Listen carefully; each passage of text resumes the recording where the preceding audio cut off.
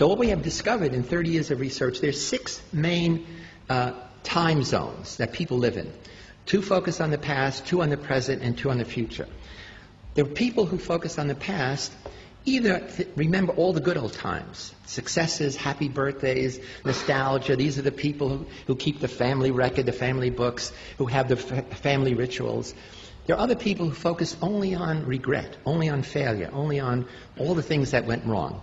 So we call those focus past positive or past negative.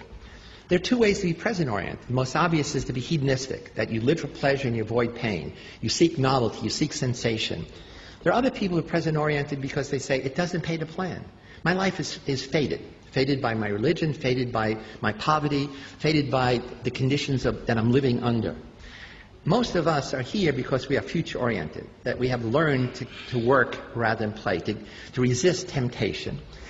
But there's another way to be future-oriented. Depending on your religion, life begins after the death of the mortal body. To be future-oriented, you have to trust that when you make a decision about the future, it's going to carry out. If you have great inflation, you don't put money in a bank because you can't trust the future. If there's instability in your family, adults can't keep their promises to you. The closer you are to the equator, the more present-oriented you are. The more you're in an environment where climate doesn't change, it gives you a set of imagining sameness rather than change. Protestants everywhere have higher gross national product than Catholic countries, in part because of the Protestant ethic, because of the notion that you work hard to succeed, to demonstrate that you are God's chosen people. My family comes from Sicily, and in Italy there is a political movement called La Liga to cut Italy in half, to have North Italy and South Italy, cut it just below Tuscany. The people in the North say, we do all the work. The people in the South are lazy. They're like children. They want to have babies, have 3-hour dinners, etc. People in the South say, they're not Italian, they're German and Austrian. You know. They eat yogurt instead of pasta. They take their lunch in a paper bag. And in the recent election, the Liga got 14% of the national vote. It turns out it is accurate. We've done research to say people in the North tend to be, on a scale much more future-oriented. People in the South tend to be more past-oriented or present hedonistic. And so my family is Sicilian, and I come from Sicily. I go back every year. I started an educational foundation. We send high school kids to college and set up computer labs. And I'm talking about some of this stuff, and a man comes up and says, I'm a poet. I live with words. And it wasn't until I heard you talk that I realized there's no future tense verb in Sicilian dialect. I said, what do you mean? There was, is, there's no will be. He said, that's why nothing gets done. And I didn't realize it because we never planned. So again, here's how when you have a number of people who share a certain time perspective, then it does come to characterize the nation. The same way, if you have a Catholic nation where people tend to be present or past-oriented, rather than a Protestant nation where in general people tend to be more future-oriented, it affects you in very profound ways. So there's a wonderful book called The Geography of Time, and it's written by a dear friend of mine, Robert Levine, who's a social psychologist, and he actually literally went around the world doing wonderful experiments. He looks at what he calls the pace of life. See, time perspective is how people divide their own experience into partitions, time zones. Another kind of time orientation is your sense of duration. How much time has expired while you're sitting in a dentist's office before they start drilling? How much time has expired when you've been waiting in line? How much time has expired when you're having fun or upset? So time duration is totally a function of whether you're bored, whether you're excited or not. And what he does is he shows that in different cultures, people have a different pace of life. And you do this very simply. You sit in a cafe and you mark off 100 meters, and as people pass, you start a stopwatch. And you see how fast people walk. You go to a post office, and on a piece of paper you say, I'd like, 3 pounds of this postage or 10 euros, and you see how long it takes.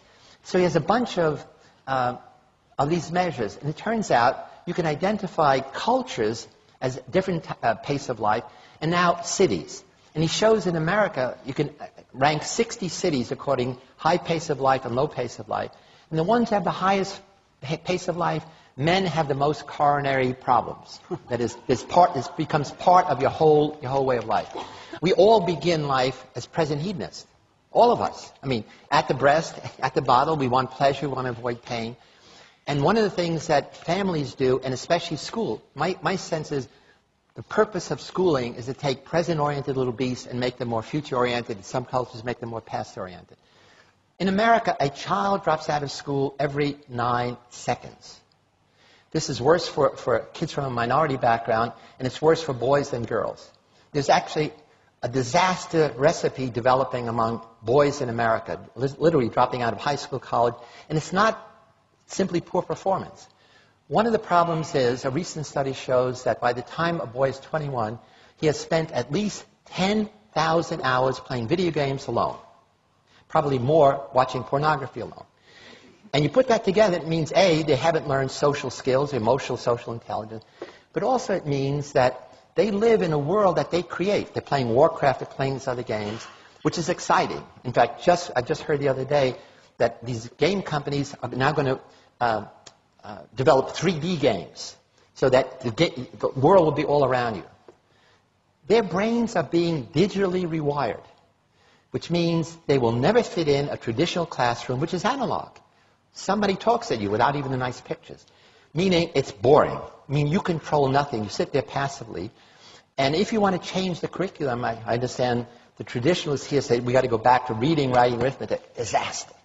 These kids will never fit into that. They have to be in a situation where they are controlling something, and school is set up, you control nothing. You're passive.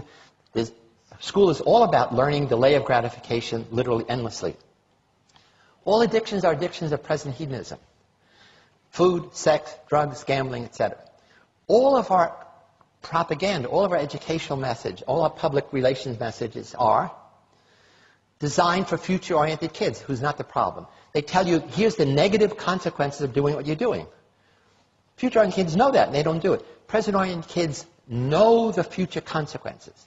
If you're a teenage girl, you know that if you have unprotected sex, you're likely to get pregnant or have sexually transmitted disease. You know it, but that knowledge never feeds back to change your behavior. So that's the interesting thing about time perspective. I think we are underestimating the power of technology in rewiring young people's brains. Kids don't wear wristwatches. They say it's a single-function device. You don't waste time with a single-function device. And they live in a digital thing. What matters is the second. You know, I didn't mention, one of the things that gets people upset in America is how long it takes to boot up your computer and how long it takes to download something. Less than a minute. That makes people angry. So it becomes an emotional thing. You get angry waiting in line, waiting for services. Waiting is a waste of time, even if it's waiting for your computer to boot up. So I think there's a fundamental change going on in our culture that I think we adults are not realizing, that kids are totally different than we were. And it's because it's revolution in time. There was a recent study we did with USA Today, asking Americans how busy they are. The vast majority of Americans, more than 50%, said, I'm busier now than I was last year, I'm busier last year than the previous year, and I sacrifice friends, family, and sleep for my success. This is across the board, not separating by future orientation. And then we say, suppose you had an 8-day a week, what would you do? They say, oh, that would be great.